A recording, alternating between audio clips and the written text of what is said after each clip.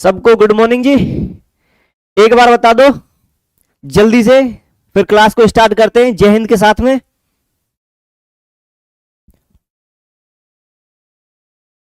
अमिता सिंह जी आ चुके हैं। अरे आ गए अरुण कुमार जी आ गए, काहे चिंता करते हो। गुड मॉर्निंग जी। रेखा चौधरी जी जुड़ चुके हैं हमारे साथ में जोधपुर से। नमस्कार जी नमस्कार। All clear Amit Singh, Amita Singh.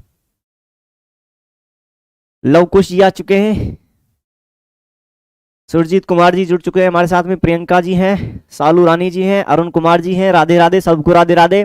आज की क्लास होने वाली है बहुत ही बेहतरीन। ऐसे ऐसे क्वेश्चन मिलेंगे आपको देखने के लिए जो आपके होश हवास खो देंगे। आप भी बोलोगे मालिक क्वेश्चन कहां से लाए हो आज।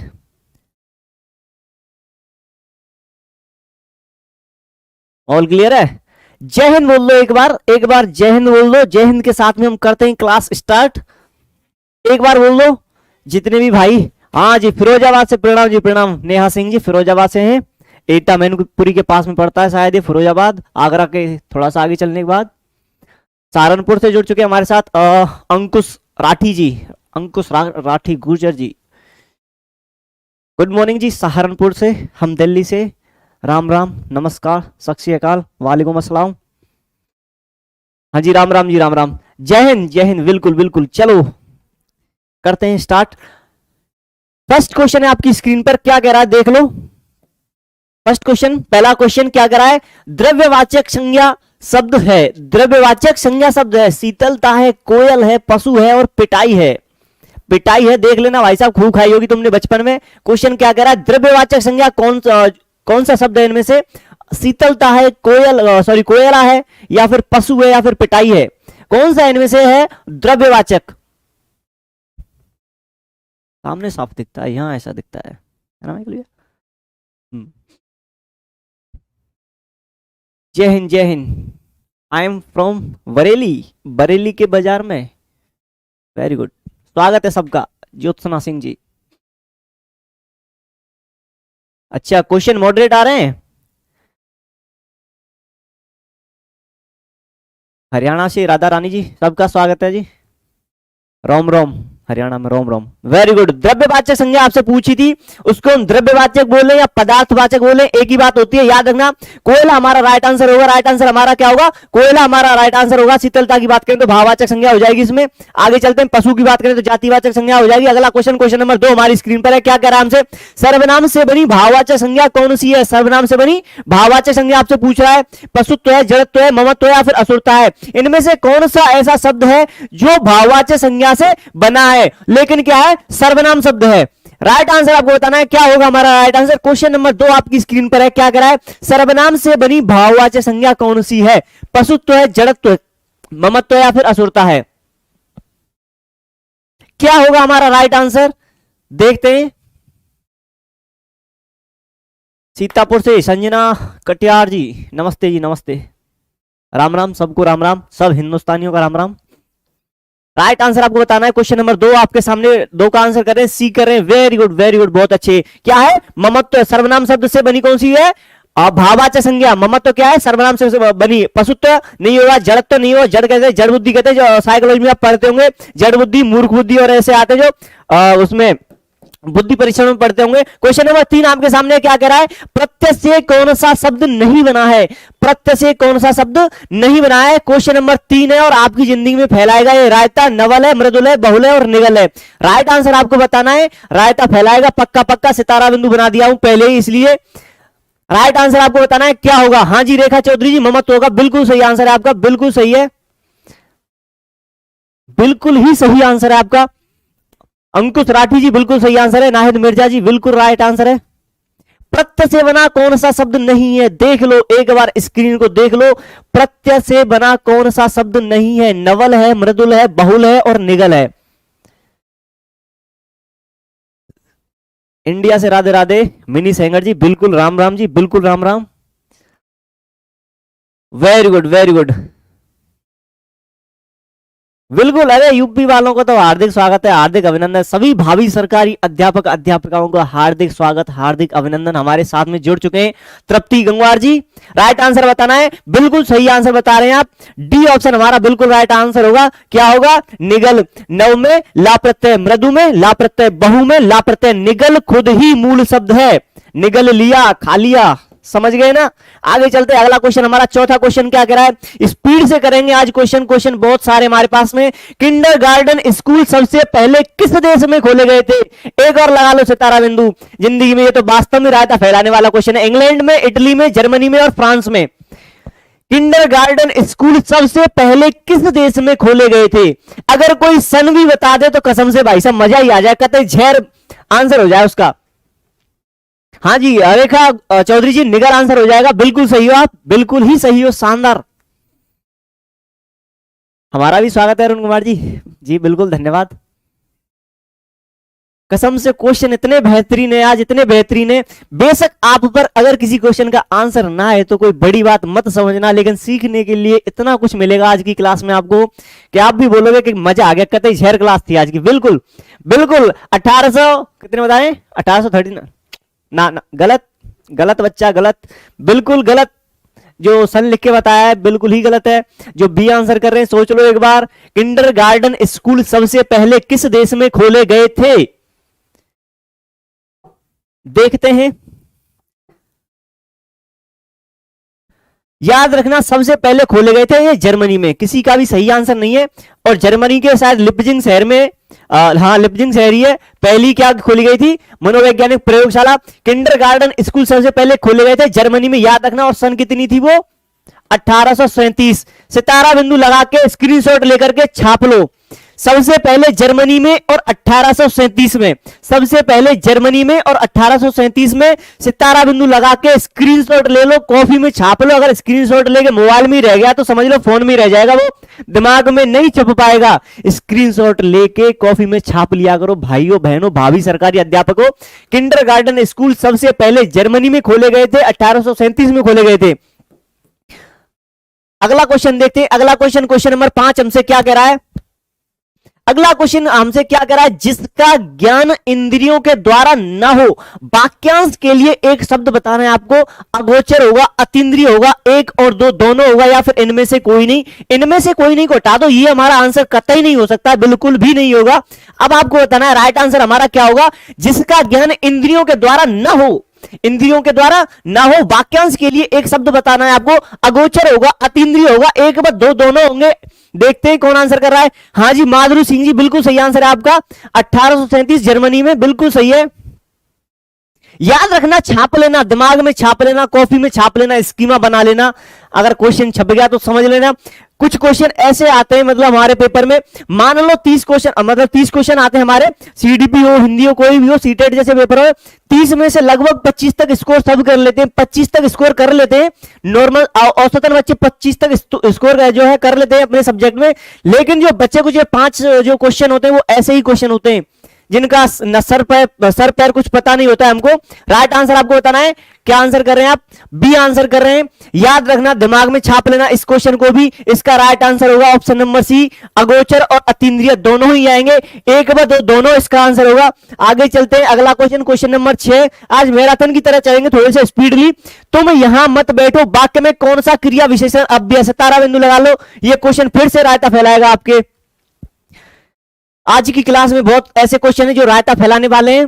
तुम यहां मत बैठो वाक्य में कौन सा क्रिया विशेषण अव्यय पूछा है आपसे। क्या पूछा है? क्रिया विशेषण अव्यय आपसे पूछ रहा है।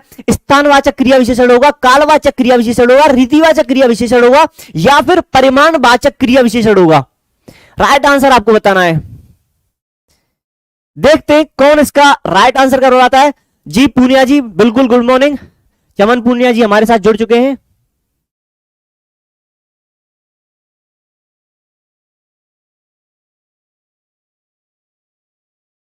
देखते हैं क्या क्या आंसर कर रहे हैं आप। क्वेश्चन नंबर 6, आगे क्वेश्चन नंबर जरूर लिखो, आगे क्वेश्चन नंबर जरूर लिखो, क्वेश्चन का नंबर जरूर लिखो आगे। क्वेश्चन नंबर 6 के बारे में अगर बात करें तो 6 का आंसर आ रहा है, ए आ रहा है। याद रखना भाई साहब, भाभी सरकारी अध्यापक अध्यापकों, जो कोई भी, जी मोनिका जी आपका स्वागत है। 6 का ए आंसर आ रहा है, एक तरफा ए आंसर आ रहा है। एक तरफा ए आंसर आ रहा है जी। Good morning, good morning. देख लो, पलटी मत मारना, फिर पलटी मत मारना, एक बार सोचने का मौका दे रहा हूं आपको। जो भी ए आंसर कर रहा है उसको एक बार सोचने का मौका दे रहा हूं। क्वेश्चन को वापस से पढ़ दे रहा हूं, याद रखना।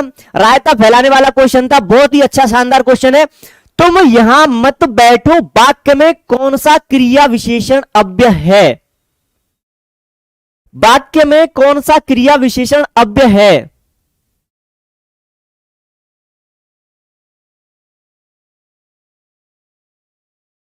वेरी गुड अमिता सिंह जी, बहुत सही।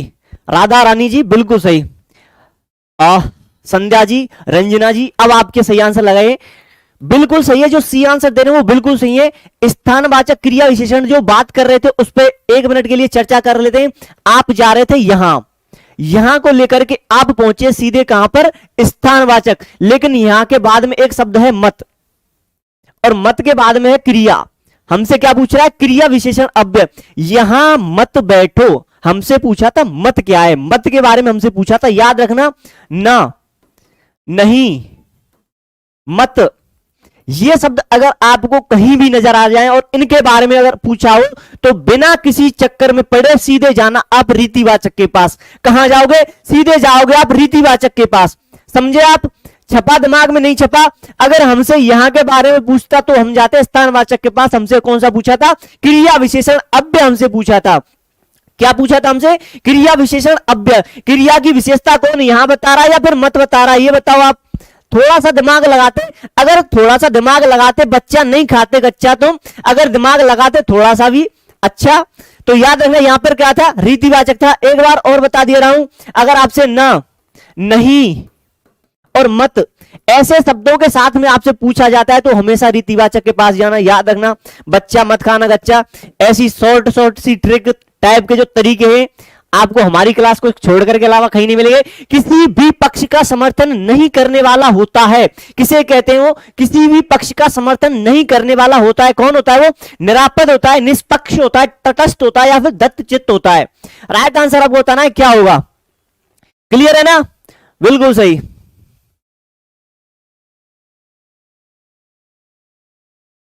क्या आंसर करें? क्वेश्चन नंबर 7 आपकी स्क्रीन पर है।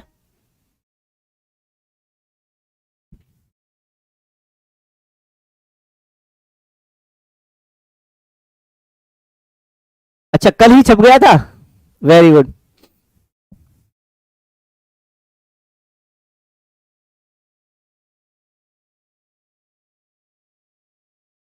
क्वेश्चन नंबर 7 का आंसर करना है आपको।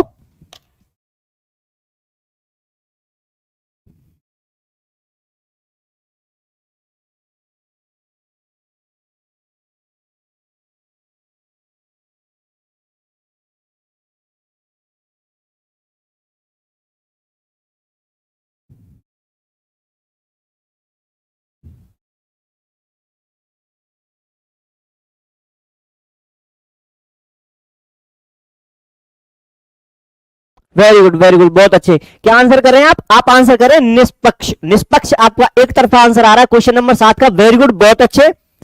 आगे चलते हैं। अगला क्वेश्चन हमारा, अगला क्वेश्चन हमारा, इंद्रियों को भ्रमित करने वाले के लिए एक शब्द। सितारा बिंदु लगा लो, क्वेश्चन को सितारा बिंदु लगा लो। हालांकि क्वेश्चन आसान रहेगा, क्वेश्चन आसान रहेगा, लेकिन क्वेश्चन बहुत ही प्यारा है। बहुत ही प्यारा क्वेश्चन है, आसान जरूर लगेगा आपको, लेकिन क्या कह रहा है? इंद्रियों को भ्रमित करने वाला के लिए एक शब्द है। इंद्रजीत है, इंद्रजालिक है, इंद्रियाभूत है, या फिर इनमें से कोई नहीं? इनमें से कोई नहीं को हटा लो, ये हमारा आंसर नहीं हो सकता, कभी भी नहीं होगा।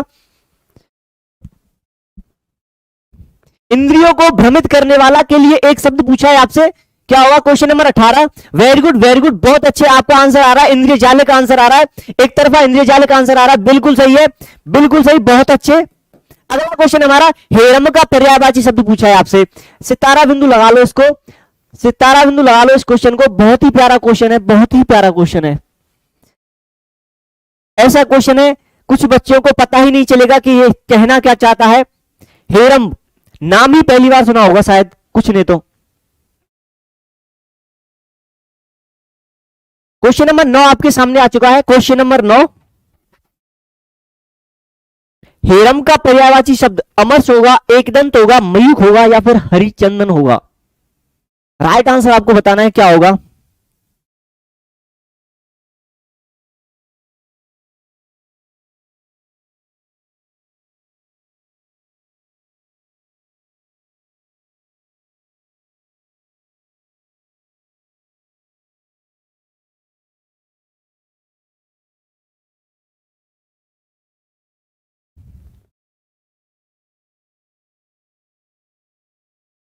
शिक्षा विभाग जी जुड़ चुके हैं हमारे साथ में।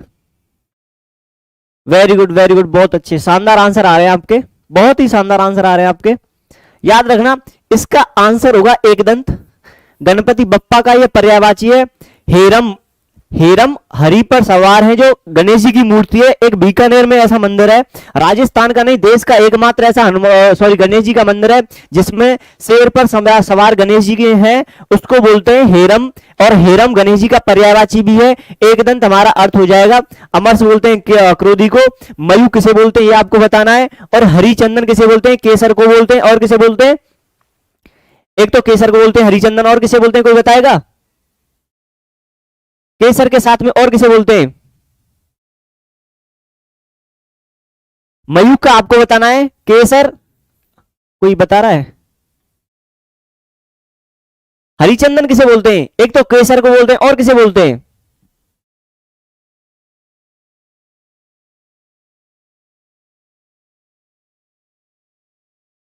स्वर्ग में स्थित पेड़ को भी बोलते हैं, याद रखना किसे?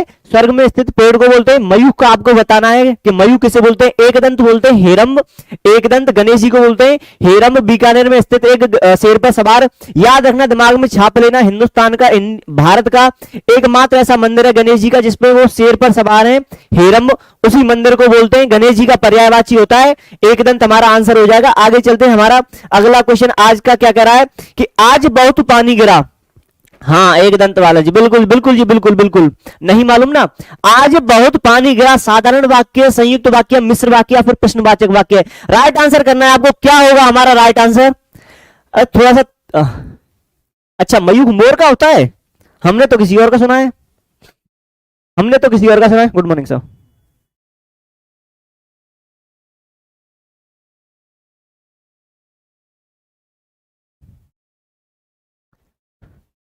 अगर मयूख मोर को बोलते हैं तो दीप्ति किसे बोलते हैं? आज बहुत पानी गिरा।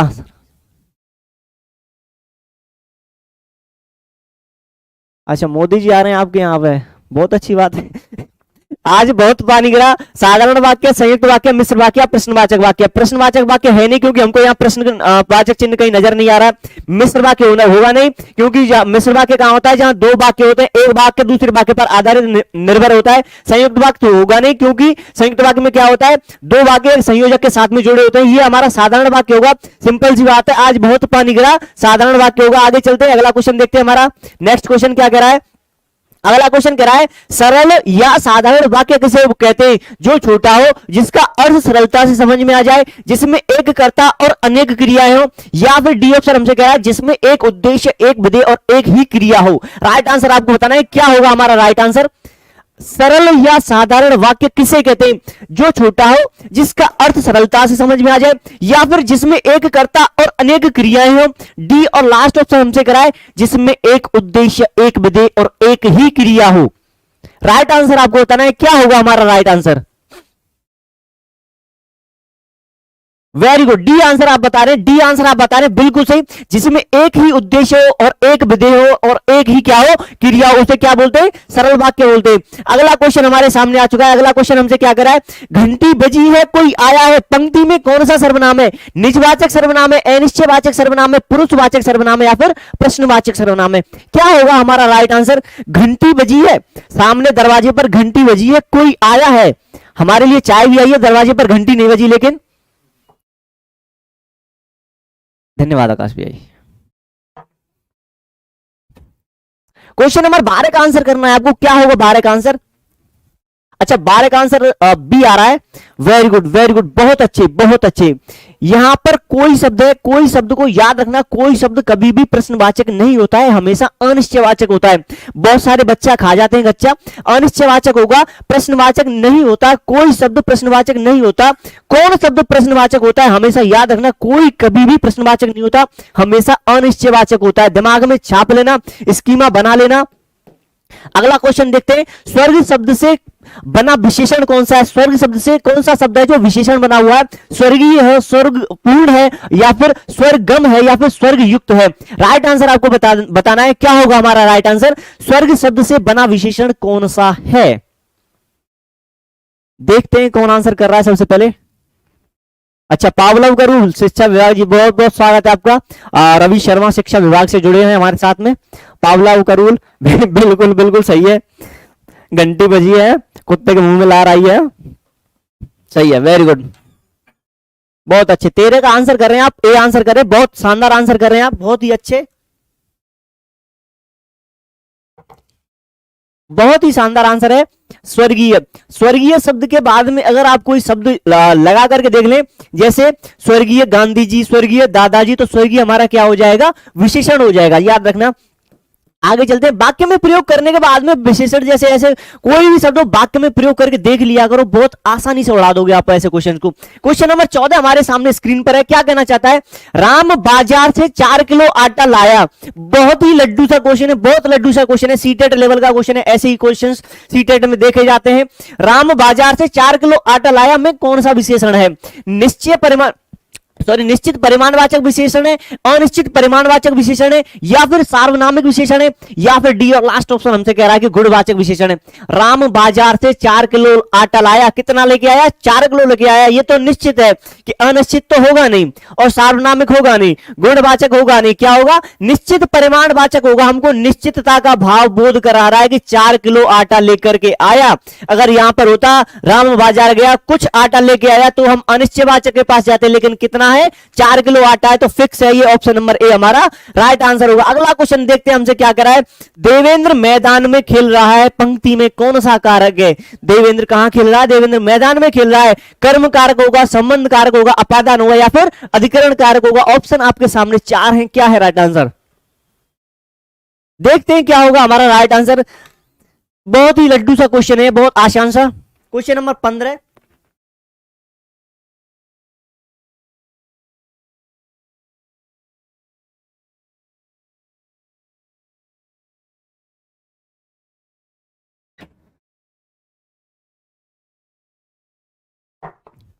वेरी गुड वेरी गुड, एक तरफा आंसर आ रहा है आपका। अधिकरण कारक होगा, अधिकरण में पेपर, अधिकरण में पेपर, याद रखना हमारा क्या होगा? अधिकरण कारक हो जाएगा हमारे यहां पर। देवेंद्र कहां खेल रहा है? देवेंद्र मैदान में खेल रहा है।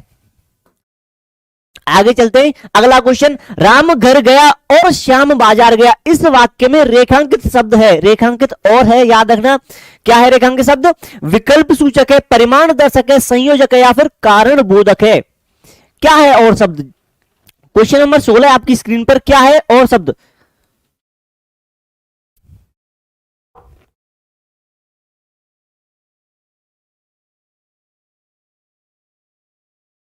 अच्छा ज्यादा लड्डू भी नहीं आ रहे क्वेश्चन मोड। अरे तो हमारे क्वेश्चन कौन से लड्डू है? हमारे क्वेश्चन लड्डू समझ रहे हो? 2 क्वेश्चन लड्डू आ गए तो आप समझ रहे हो कि लड्डू आ गए। रुको जरा, रुको जरा, देखो अभी।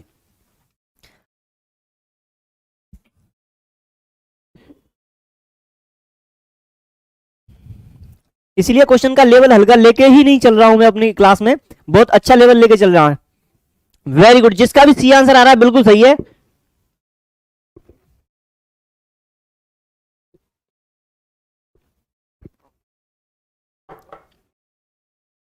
क्या है और शब्द? संयोजक है। संयोजक क्यों है? क्योंकि राम घर गया, श्याम बाजार गया, दोनों वाक्यों को जोड़ने का काम क्या कर रहा है हमारा? और शब्द कर रहा है, इसलिए क्या है? ये संयोजक शब्द है।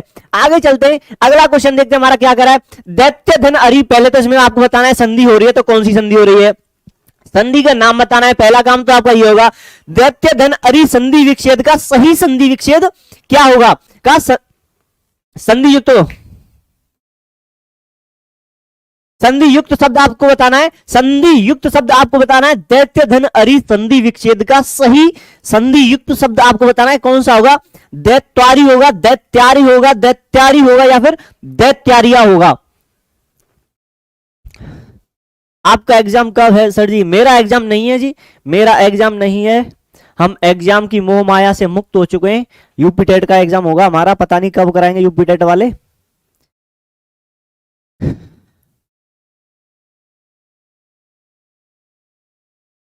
सत्रह का आंसर करना है आपको।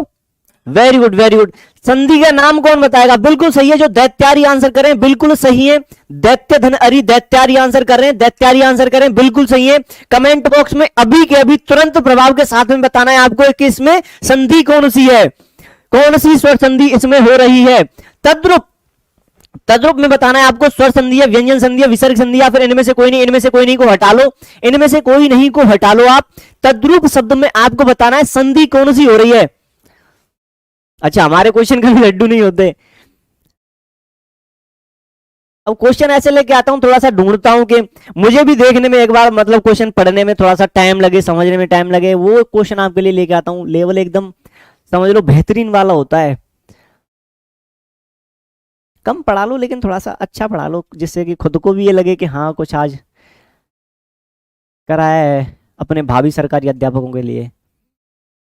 तद्रूप में बताना है, उसमें तद्रूप शब्द में कौन सी संधि है? स्वर संधि है, व्यंजन संधि है, विसर्ग संधि है। क्वेश्चन नंबर 18 में आपको बताना है। वेरी गुड, जो 18 का आंसर कर रहे हैं व्यंजन संधि कर रहे हैं, बिल्कुल सही है, बिल्कुल सही है। याद रखना तत्व धन रूप इसका संधि विच्छेद हो जाएगा। ता के स्थान पर क्या हो जाएगा? दा हो जाएगा। मैं पहले बहुत बार बता चुका हूं, व्यंजन संधि अगर आती है तो ता के स्थान पर कर दो दा, और दा नजर आ जाए तो दा के स्थान पर कर दो ता। याद रखना ता के स्थान पर दा और दा के स्थान पर ता, व्यंजन संधि हो जाएगी, तत् धन रूप इसका संधि विच्छेद हो जाएगा। अगला क्वेश्चन आ गया। क्वेश्चन नंबर क्या करें हमसे? किस विकल्प में कर्मधारय समास नहीं है? नहीं पूछ रहे आपसे। महात्मा में नहीं है, काला सांप में नहीं है, गजानन में नहीं है, फिर नीलकमल में नहीं है। गजानन में बहुब्री समास है। इस क्वेश्चन पर ज्यादा टाइम नहीं देंगे। गजानन में बहुब्री समास है। ऑप्शन नंबर सी हमारा राइट आंसर हो जाएगा। क्वेश्चन बहुत सारे रह जाएंगे इसलिए जल्दी करेंगे। संभव शब्द में कौन सा उपसर्ग लगाने से वह विपरीतार्थक शब्द बन जाएगा? मतलब संभव का विपरीतार्थक अर्थ देने वाला शब्द बन जाएगा। ऐसा कौन सा उपसर्ग लगाएंगे? नी लगाएंगे, कुल लगाएंगे या फिर अ लगाएंगे या फिर सु लगाएंगे? नी लगा के देखते हैं। निसंभव कोई अर्थ नहीं बनेगा, कुसंभव ऐसा कोई अर्थ नहीं बनेगा। असंभव उपसर्ग लगाने से जरूर उसमें क्या बन जाएगा? विपरीतार्थक देने वाला बन जाएगा। बिल्कुल सही, सी आंसर जो भी देगा बिल्कुल सही देगा। आगे चलते हैं। अगला क्वेश्चन हमसे 21वां क्वेश्चन क्या कर रहा है? निम्नलिखित में से कौन से शब्द में अभी उपसर्ग नहीं है? राइट आंसर बताना है आपको। 1 मिनट के लिए रुकेंगे इस क्वेश्चन पर। सितारा बिंदु लगा लो इस क्वेश्चन को। बहुत ही प्यारा क्वेश्चन है, बहुत ही प्यारा सा क्वेश्चन है, बहुत शानदार क्वेश्चन है ये। क्वेश्चन नंबर 21 हमसे क्या कह रहा है? निम्नलिखित में से किस शब्द में अभी उपसर्ग नहीं है?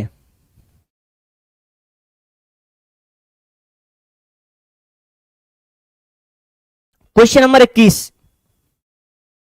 अरे मतलब आज स्पीड थोड़ी सी ज्यादा हुई कि अभी आप 20 का ही आंसर दे रहे हैं क्वेश्चन नंबर 21 को। आए कितना टाइम हो गया? हाँ, ऐसा कौन करता है? अरे 4G का जमाना है, थोड़ा सा स्पीड में दो। सर्दी में कसम से ना रजाई में पड़े पड़े आपको उंगलियों से टाइप भी ना किया जा रहा होगा, देख लो। अब मैं खड़ा खड़ा आपके सामने पढ़ा रहा हूं, हद हो गई। हाँ बच्चा पढ़ लो। निम्नलिखित में से कौन से शब्द में अभी उपसर्ग नहीं है? याद रखना, अभ्यास, अभिधन आस, अभिमान, अभिधन मान, अभिभावक, अभिधन भावक। लेकिन अभिन्नता शब्द, इसमें कौन सा उपसर्ग? कोई आंसर दे रहा है? बिल्कुल सही, अभिन्नता शब्द में भिन्नता क्या है? मूल शब्द है। आ क्या है? उपसर्ग है। हमारा राइट आंसर क्या हो जाएगा? ए ऑप्शन हमारा राइट आंसर हो जाएगा। जो भी भाई बंधु, जो भी सरकारी अध्यापक अध्यापिका जो ए आंसर दे रहे हैं, बिल्कुल बहुत शानदार आंसर दे रहे हैं, बहुत ही अच्छा आंसर दे रहे हैं वो। आगे चलते हैं। अगला क्वेश्चन हमारा, इनमें सरल वाक्य कौन सा है? इनमें से सरल वाक्य आपको बताना है। श्याम चला गया, मोहन आया और खाना खाकर सो गया। जब गर्मी पड़ती है तब फसल पकती है, जब वह खा जाएगा तब सोहन आएगा। जल्दी से आंसर दे दो। देखते हैं कौन सही आंसर दे रहा है। क्वेश्चन नंबर 22, रेखा चौधरी जी आप पीछे चल जाओ। क्वेश्चन नंबर 22 का आंसर दो। इनमें से सरल वाक्य कौन सा है? सरल वाक्य के बारे में हमसे क्या कर रहा है? पूछ रहा है। क्या कह रहा है? सरल वाक्य कौन सा है वो आपको छांट के बताना है। इनमें से मैं भी, अच्छा अच्छा अच्छा, मिनी शेंगर जी खड़े होकर पढ़ रहे हो, बहुत अच्छी बात है, लगे रहो। कुछ भी नहीं मेरी जिंदगी में सिवाय किताबों के, जब भी आओगे मुझे खोया हुआ पाओगे इन किताबों में, इस कमरे में, लाइब्रेरी में। वेरी गुड, पढ़ते रहो, हंसते रहो, मुस्कुराते हो। 22वें क्वेश्चन का आंसर क्या कर रहे हो आप? ए आंसर कर रहे हैं, बिल्कुल सही, बिल्कुल सही। श्याम चला गया, यहां और शब्द है, याद रखना, संयोजक, संयोजक है, तो कौन सा वाक्य हो जाएगा? कमेंट करके बताना है आपको। जब गर्मी पड़ती है तब फसल पकती है, कौन सा हो जाएगा? मिश्र वाक्य हो जाएगा। इस वाक्य पर यह आधारित है, जब वह जाएगा तब सोहन आएगा। याद रखना, जब, तब, जैसे, तैसे, ऐसे शब्द, संबंध सूचक शब्द नजर आ जाए आपको, डायरेक्ट मिश्र वाक्य में जाके गोली मारना उनको, कहीं रुकने भी मत देना बीच में। आगे चलते हैं, अगला क्वेश्चन देखते हैं हमारा क्या कह रहा है। मेरा वो पेन खो गया जो तुमने मुझे दिया था। हद हो गई भाई साहब, मैंने ही बता दिया इसका आंसर तो। मिश्रित वाक्य, संयुक्त वाक्य, साधारण वाक्य और इनमें से कोई नहीं। अगर अब भी कोई इसका कसम से गलत आंसर दिया ना, कैमरे में से पकड़ के खींच लूंगा यहां पे। जल्दी से आंसर करना है, क्वेश्चन नंबर 23 का आंसर करना है आपको। क्वेश्चन नंबर 23 का आंसर करना है, मेरा वह पेन खो गया जो तुमने मुझे दिया था, यह वाक्य है। क्वेश्चन नंबर 23 का आंसर कौन कर रहा है देखते हैं।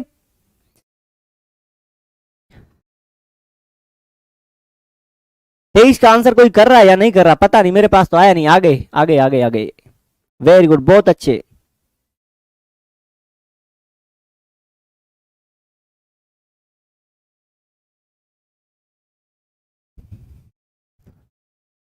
ये आंसर कर रहे हैं आप, वेरी गुड, वेरी गुड, बहुत अच्छे।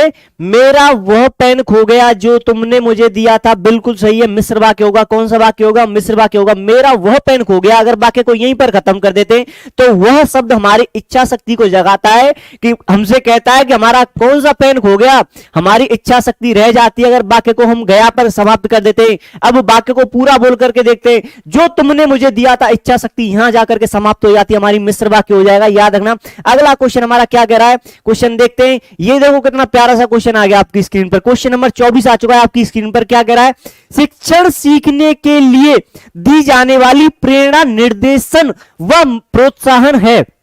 शिक्षण क्या है? शिक्षण के बारे में हमसे कह रहा है, ये क्या कह रहा है शिक्षण के बारे में? शिक्षण सीखने के लिए दी जाने वाली प्रेरणा, निर्देशन व प्रोत्साहन है। यह कथन किसका है? थॉमस एस रिस्क का है, स्मिथ का है, स्किनर का है, या फिर थाइन का है? राइट आंसर आपको बताना है कौन सा, सॉरी किसका ये स्टेटमेंट है। आप कहां से लाइव हैं? सर मैं गया बिहार से हूं। वेरी गुड, वेरी गुड, बोध गया से आप हमारे साथ में जुड़े हैं, बहुत बहुत स्वागत है आपका। हम दिल्ली से लाइव हैं, जीटीवी नगर 64 माल रोड।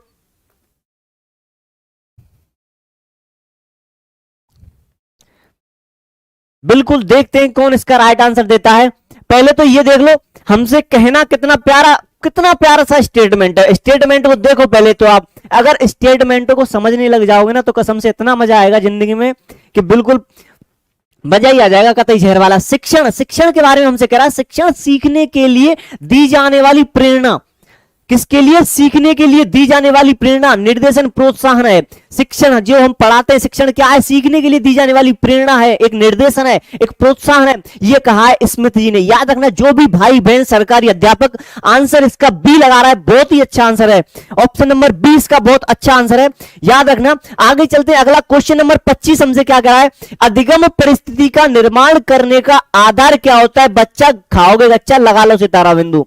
आगे आपकी जिंदगी में रायता फैलाने वाला, बूंदी वाला। Good morning sir, good morning, good morning, good morning. Suchita Singh ji, स्वागत है आपका। सर थोड़ा फास्ट, और कितना फास्ट कराएं जी? 25 क्वेश्चन हो गए, कितना सा टाइम हुआ है अभी? बिल्कुल फास्ट कराएंगे, आंसर दे दो। क्या नाम है आपका? आरती मौर्य जी, आंसर दो इसका, बिल्कुल फास्ट चलेंगे। देखते हैं कौन कौन भाई बंधु आंसर कर पाते हैं इसका। और ये पहला पोपट अच्छा, कतई झेर अरुण कुमार जी, देखो अभी तो शिक्षण विधियों के क्वेश्चन तो कसम से माशाल्लाह ऐसे होते हैं, कतई झेर। अधिगम परिस्थिति का निर्माण करने का आधार क्या होता है? अधिगम परिस्थिति, आप पढ़ाने के लिए जा रहे हो तो बच्चों के लिए पहले स्थितियां तैयार करनी है, तो उसका आधार क्या होता है? उद्देश्य होता है, सहायक सामग्री होती है, शिक्षण विधि होती है, और मूल्यांकन होते हैं। देखो बच्चा खा गया ना कच्चा।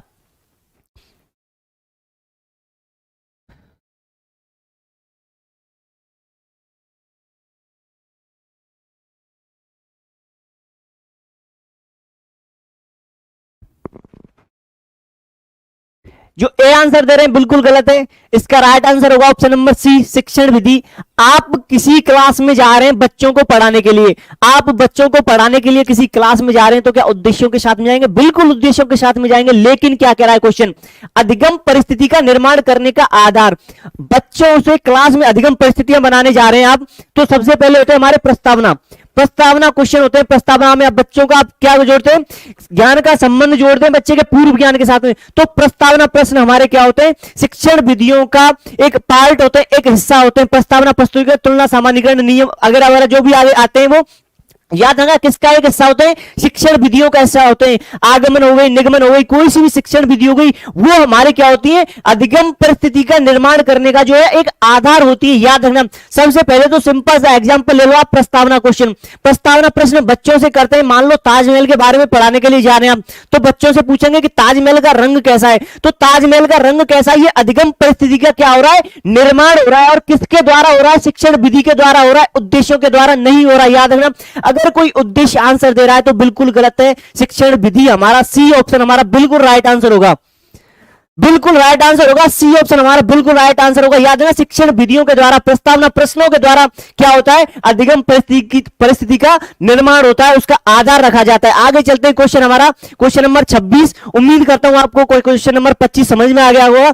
उच्च प्राथमिक स्तर पर भाषा शिक्षण का सर्वोपरि उद्देश्य क्या होता है? सर्वोपरि उद्देश्य हमसे पूछ रहा है भाषा के सौंदर्य शास्त्र से परिचय कराना। बी ऑप्शन हमसे कह रहा है निजी अनुभवों के आधार पर भाषा का सृजनशील इस्तेमाल करना। सी ऑप्शन हमसे कह रहा है विभिन्न साहित्यिक विधाओं का गहनतम ज्ञान प्राप्त करना। और डी और लास्ट ऑप्शन हमसे कह रहा है सरसरी तौर पर तीव्र गति से पढ़ना।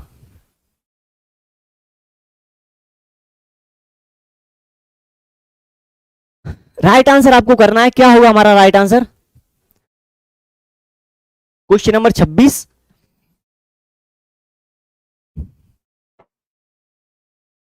ऑप्शन नंबर बी आप आंसर दे रहे हैं, बिल्कुल सही आंसर है। उच्च प्राथमिक स्तर पर भाषा शिक्षण का सर्वोपरि उद्देश्य क्या होता है? निजी अनुभव के आधार पर भाषा का सृजनशील इस्तेमाल करना। बिल्कुल सही आंसर है। इससे ज्यादा बेहतर किसी भी ऑप्शन में दम नहीं थी। और सरसरी तौर पर नहीं होगा, विभिन्न साहित्यिक विधाओं से गहनतम गलत आंसर वो आ गया यहाँ पे वर्ड। भाषा के सौंदर्य से परिचय कराना काफी नहीं होगा। निजी अनुभवों के आधार पर भाषा का सृजनशील इस्तेमाल करना, ये सबसे शानदार और बेहतरीन ऑप्शन था। निम्नलिखित में से कौन सा द्वितीय भाषा शिक्षण का उद्देश्य नहीं है? द्वितीय भाषा शिक्षण का उद्देश्य नहीं हमसे पूछ रहा है। विभिन्न क्षेत्रों और स्थितियों में हिंदी की विभिन्न प्रयुक्तियों को समझने की योग्यता का विकास करना बिल्कुल हो सकता है। हिंदी के व्याकरणिक नियमों को कंठस्थ करना बिल्कुल नहीं होगा। और देखते हैं दैनिक जीवन में हिंदी में समझने तथा बोलने की क्षमता का विकास करना बिल्कुल होगा। बोलने की क्षमता के अनुरूप लिखने की क्षमता का विकास करना बिल्कुल। देख लो ऑप्शन नंबर बी हमारा राइट आंसर होगा। क्यों होगा? क्योंकि हमसे नहीं पूछ रहा है। द्वितीय भाषा शिक्षण का उद्देश्य नहीं है हिंदी के व्याकरणिक नियमों को कंठस्थ करना, तो हमारा कभी भी आंसर नहीं होगा। याद रखना ऑप्शन नंबर बी उसका राइट आंसर था। आगे देखते हैं क्वेश्चन नंबर 28 हमसे क्या कह रहा है। 28 क्वेश्चन नंबर देखते हैं। उसने पढ़ा, उसने खाया, उसने चीखा जैसे भाषा प्रयोग दर्शाते हैं नियम का उल्लंघन, संदर्भ की समझ ना होना, नियम कंठस्थ ना होना, नियमों के अति सामान्यीकरण। राइट आंसर आपको बताना है, क्या होगा हमारा राइट आंसर? उसने खाया, उसने पढ़ा, सॉरी हाँ, उसने खाया, उसने पढ़ा, उसने खाया, उसने चीखा जैसे भाषा प्रयोग जो क्या है दर्शाते हैं, क्या दर्शाते हैं? नियम का उल्लंघन दर्शाते हैं, संदर्भ की समझ ना होना, या फिर नियम कंठस्थ ना होना, या फिर नियमों का अति सामान्यीकरण होना। देखते हैं क्या आंसर कर रहे हैं आप।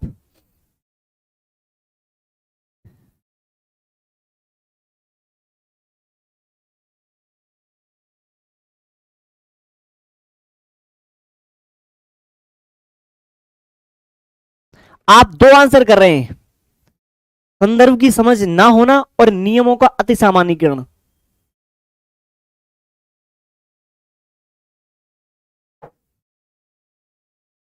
का जो ए आंसर करें, ए तो बिल्कुल नहीं होगा भाई साहब।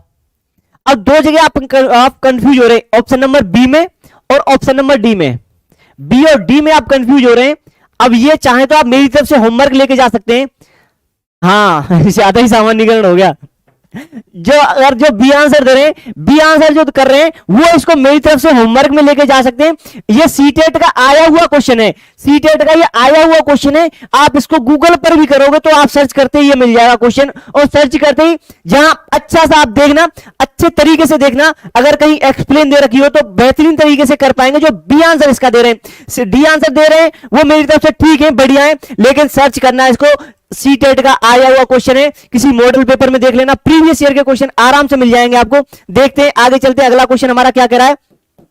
अगला क्वेश्चन हमसे क्या कह रहा है, भाषा का प्राथमिक रूप क्या होता है, नियमबद्ध होता है, व्याकरणिक होता है, लिखित होता है और मौखिक होता है। बहुत प्यारा सा क्वेश्चन है, लड्डू क्वेश्चन आप इसको बोल सकते हैं। भाषा का प्राथमिक रूप कैसा होता है, भाषा का प्राथमिक रूप कैसा होता है, नियमबद्ध होता है, व्याकरणिक होता है, या फिर लिखित होता है और मौखिक होता है। राइट आंसर आपको देना है। क्वेश्चन नंबर 29 पर हम जा चुके हैं।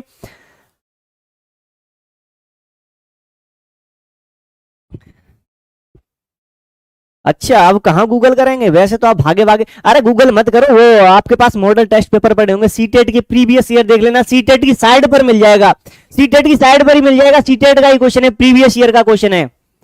बिल्कुल आ जाओ, क्वेश्चन नंबर 29 पर हम आ चुके हैं। बिल्कुल सही जो आंसर दे रहे हैं, डी आंसर दे रहे हैं, मौखिक होता है। भाषा का प्राथमिक रूप कैसा होता है, मौखिक होता है। याद रखना कैसा होता है, मौखिक होता है। छाप लेना दिमाग में इस क्वेश्चन को, बहुत प्यारा सा क्वेश्चन है ये। आगे चलते हैं, अगला क्वेश्चन आ चुका है हमारे साथ में। मौन पठन का मुख्य उद्देश्य क्या होता है, ये देखो क्वेश्चन, बड़ा ही प्यारा क्वेश्चन, लगा लो सितारा बिंदु। सतही ढंग से पाठ खत्म करना, गहन अर्थ ग्रहण करना और बिना बोले पढ़ने का विकास करना, शांति के साथ में पढ़ना। राइट आंसर बताना है आपको, होगा क्या इसका राइट आंसर। मौन पठन का मुख्य उद्देश्य क्या होता है, यह आपसे पूछा गया है और यही आपको बताना है। क्या होगा राइट आंसर।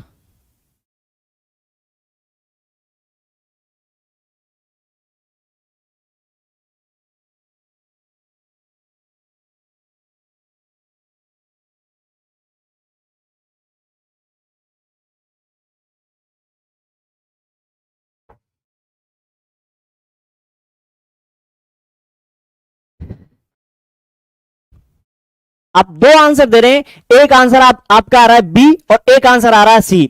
मौन पठन का मुख्य उद्देश्य आपसे पूछा है, मौन पठन का मुख्य उद्देश्य क्या होता है, सतही ढंग से पाठ खत्म करना, ये तो बिल्कुल नहीं होगा। याद रखना जो बी आंसर दे रहे हैं वो बिल्कुल सही है। सी आंसर देने वाले, सी गलत नहीं था, सी ऑप्शन गलत नहीं था, सी ऑप्शन भी सही था, लेकिन गहन अर्थ ग्रहण करने के लिए ही मौन पठन कराया जाता है। याद रखना, दिमाग में छाप लेना, गहन अर्थ ग्रहण करने के लिए। जो अर्थ ग्रहण शब्द है ना, जो अर्थ ग्रहण, ये ऑप्शन नंबर बी को बहुत अधिक प्रभावी बना देता है ऑप्शन नंबर सी से। गहन अर्थ ग्रहण करने के लिए ही मौन पठन कराया जाता है। याद रखना, बिना बोले पढ़ने का विकास करना, ये हो सकता है, बिल्कुल हो सकता है। इसके साथ में अगर ऑप्शन नंबर बी नहीं होता तो बिल्कुल मैं ऑप्शन नंबर सी के साथ में जाता, लेकिन याद रखना गहन अर्थ ग्रहण, गहन अर्थ ग्रहण के लिए ही मौन पठन जाना जाता है। याद रखना, मौन पठन की सबसे प्रभावी और सबसे पहली विशेषता क्या है, अर्थ ग्रहणी मौन पठन की सबसे पहली और सबसे विशिष्ट जो क्या है, विशेषता है। आगे चलते हैं, ऑप्शन नंबर 20 का राइट आंसर था। याद रखना, ऑप्शन नंबर 20 का राइट आंसर था। आगे चलते हैं, क्वेश्चन नंबर 31 हमारे सामने है। भाषा के आधारभूत कौशलों में सर्वोपरि है, भाषा के आधारभूत कौशलों में सर्वोपरि है सुनना, बोलना, पढ़ना, लिखना, बोलना, पढ़ना और लिखना, सुनना, बोलना, पढ़ना और लिखना। बच्चा मत खा जाना गच्चा, क्वेश्चन को ध्यान से पढ़ना। क्या कहना चाहता है क्वेश्चन, लगा लो सितारा बिंदु, क्वेश्चन बड़ा ही प्यारा है। भाषा के आधारभूत कौशलों में सर्वोपरि है, सर्वोपरि है। हाँ जी, बिल्कुल बिल्कुल, आरती मौर्य जी बिल्कुल सही बोल रहे हो आप, बिल्कुल ही सही बोल रहे हो आप। क्वेश्चन नंबर 31 आपके सामने है स्क्रीन पर।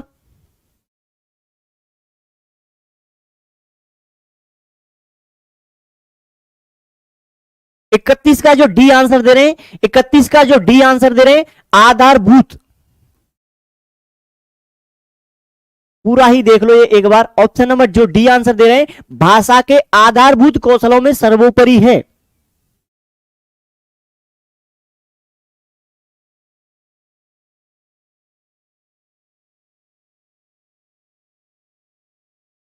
डी आंसर नहीं होगा इसका, डी आंसर देने वाले गलत है, डी आंसर नहीं होगा इसका, डी आंसर नहीं होगा। भाषा के आधारभूत कौशल पूछा है आपसे।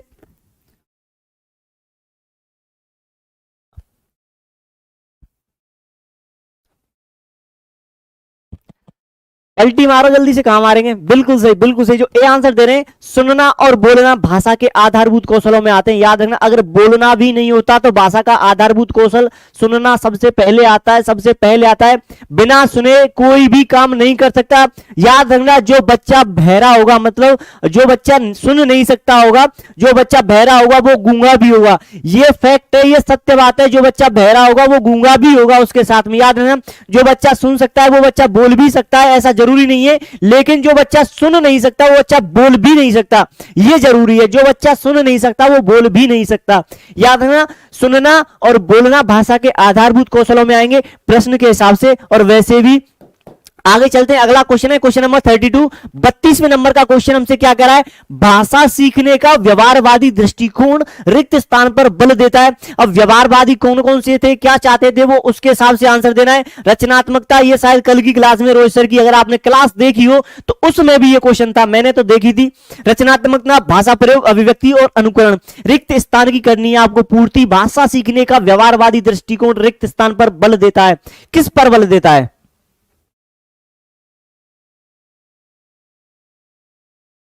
हाँ जी बिल्कुल राधा गुप्ता जी, बिल्कुल बिल्कुल बिल्कुल। भाषा सीखने का व्यवहारवादी दृष्टिकोण रिक्त स्थान पर बल देता है, किस पर बल देता है? रचनात्मकता पर, भाषा प्रयोग पर, अभिव्यक्ति पर और अनुकरण पर।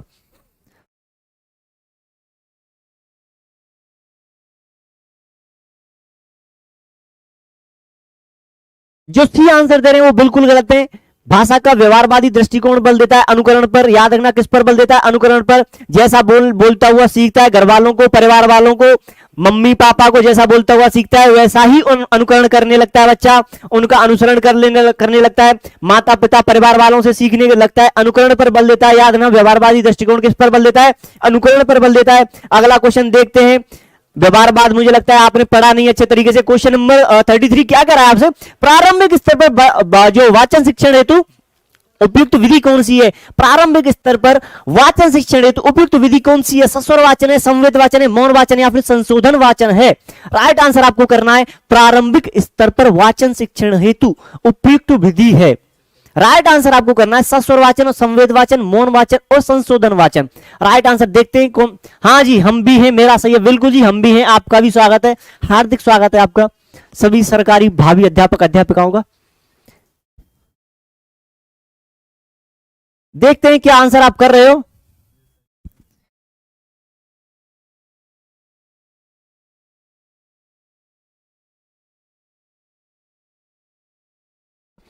देखते हैं कौन सही आंसर कर पाता है प्रारंभिक स्तर पर। बिल्कुल सही बिल्कुल सही।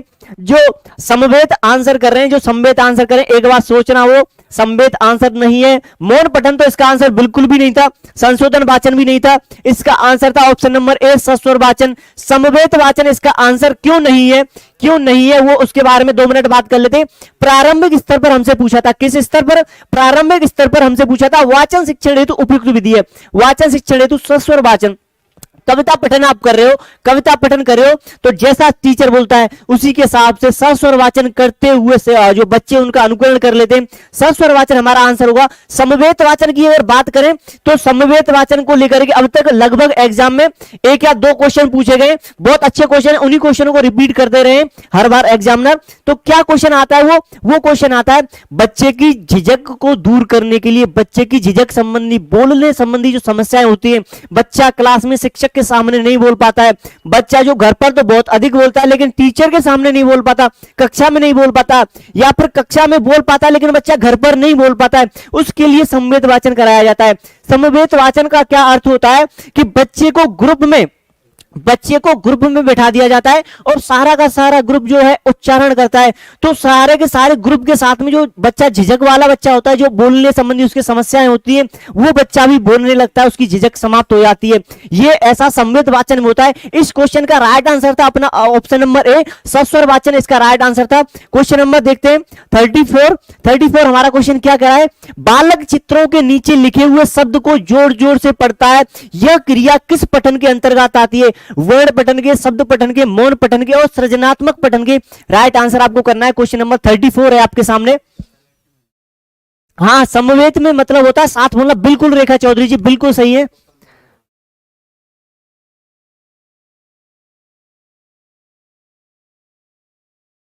क्वेश्चन नंबर 34 है आपके सामने।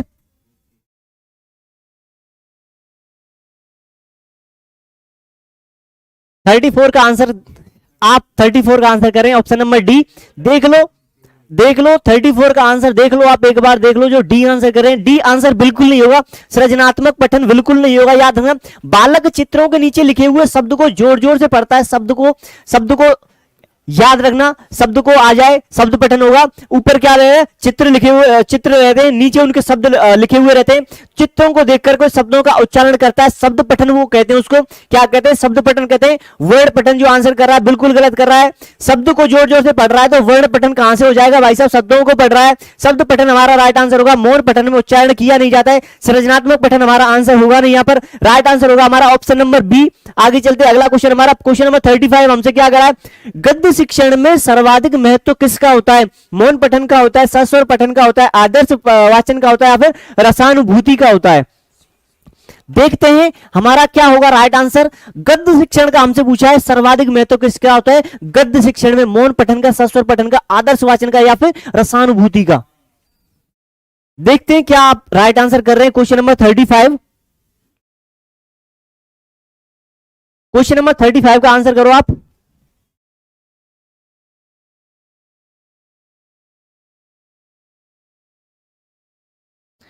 क्वेश्चन नंबर 35 का आप आंसर करें option number C. Option number C आप आंसर करें क्वेश्चन नंबर 35 का। बिल्कुल अपडेट कर लेना, सितारा बिंदु लगा लेना भाई बहन, भाभी सरकारी अध्यापक। इस क्वेश्चन को, इसका आंसर होगा मौन पठन। गद्य शिक्षण में सर्वाधिक महत्व किसे दिया जाता है? मौन पठन को दिया जाता है। अगर बात होती पद्य शिक्षण की तो हम उस पर रसानुभूति पर चले जाते। आदर्श शिक्षण में क्या होता है, टीचर, उसका शिक्षक जो होता है उसका वाचन करता है। आदर्श वाचन में क्या होता है, शिक्षक जो है शिक्षक बोलता है। सस्वर पठन के बारे में हमने जस्ट पढ़ाई था। गद्य शिक्षण की अगर बात आती है तो अर्थग्रहण की दृष्टि से गद्य शिक्षण कराया जाता है। शब्दों के बारे में, शब्दों के अर्थों के बारे में बच्चा जानता है वहां पर। तो अर्थ पठन में जो अर्थ के दृष्टि से देखा जाता है गद्य शिक्षण में हमेशा मौन पठन को क्या होगा, प्रायोरिटी दी जाती है। मौन पठन हमारा आंसर होगा। गद्य शिक्षण में सर्वाधिक महत्व किसका होता है? मौन पठन का सर्वाधिक महत्व होता है। नीचे वाले ऑप्शन में किसी में भी दम नहीं थी। तो ये हमारी क्लास थी आज की। थोड़ा सा समय कम मिला आज हमको, उसके लिए थोड़ा सा खेद है। तो क्वेश्चन के लेवल जो है क्वेश्चन का बहुत ही शानदार था। जो क्वेश्चन मैं बता देता हूं आपको कि स्क्रीनशॉट लेकर के रख लो। किसी न किसी प्रीवियस ईयर का क्वेश्चन होता है। जो भी भाई बहन भाभी सरकारी अध्यापक हैं, जो मैं बोल देता हूं कि भाई इसको स्क्रीनशॉट लेकर के रख लो, बहुत ही महत्वपूर्ण क्वेश्चन हो जाता है। कम से कम 2 या 3 बार पूछा जा चुका होता है क्वेश्चन।